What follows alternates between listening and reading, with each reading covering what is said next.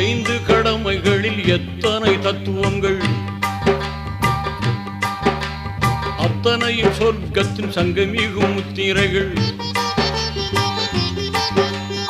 ஐந்து கடமைகளில் எத்தனை தத்துவங்கள், அத்தனையும் சொர்க்கத்தின் சங்கமிகும் முத்திரைகள். தீனோரை கேளுங்கள், திருமறை வழி வாருங்கள்.